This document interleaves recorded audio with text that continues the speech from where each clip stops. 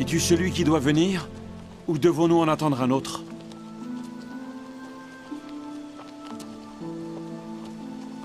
Allez rapporter à Jean ce que vous entendez et ce que vous voyez. Les aveugles voient. Les boiteux marchent. Les lépreux sont purifiés. Les sourds entendent. Les morts ressuscitent. Et la bonne nouvelle est annoncée aux pauvres. Heureux celui pour qui je ne serai pas une occasion de chute.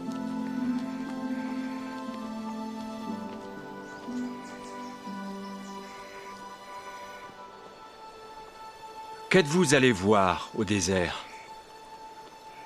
Un roseau agité par les vents? Mais qu'êtes-vous allé voir? Un homme vêtu d'habits précieux? Voici, ceux qui portent des habits précieux sont dans les maisons des rois. Qu'êtes-vous donc allé voir? Un prophète? Oui, vous dis-je, et plus qu'un prophète. Car c'est celui dont il est écrit: voici, j'envoie mon messager devant ta face, pour préparer ton chemin devant toi. Je vous le dis en vérité, parmi ceux qui sont nés de femmes, il n'en a point paru de plus grand que Jean-Baptiste.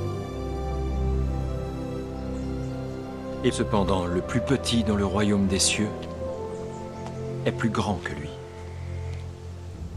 Depuis le temps de Jean-Baptiste jusqu'à présent, le royaume des cieux est forcé, et ce sont les violents qui s'en emparent. Car tous les prophètes et la loi ont prophétisé jusqu'à Jean, et si vous voulez le comprendre, c'est lui qui est l'Élie qui devait venir. Que celui qui a des oreilles pour entendre, entende. À qui comparerai-je cette génération?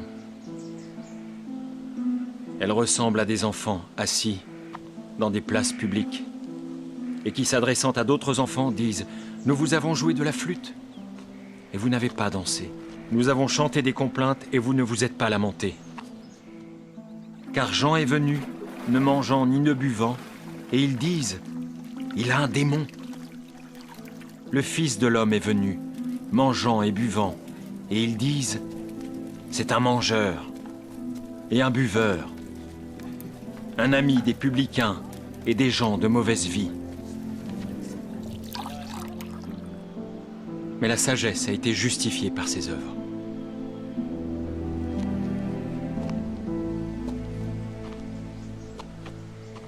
Malheur à toi, Chorazine. Malheur à toi, Bethsaïda.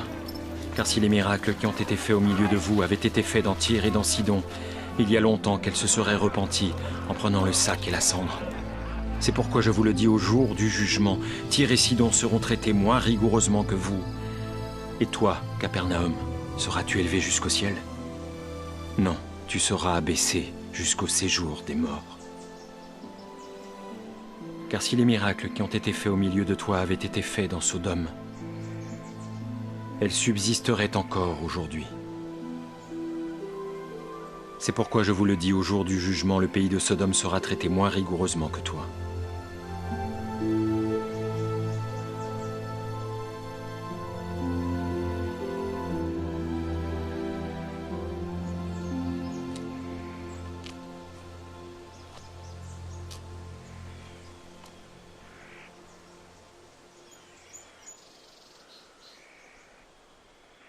Je te loue, Père, Seigneur du ciel et de la terre, de ce que tu as caché ces choses aux sages et aux intelligents, et de ce que tu les as révélées aux enfants. Oui, Père, je te loue de ce que tu l'as voulu ainsi.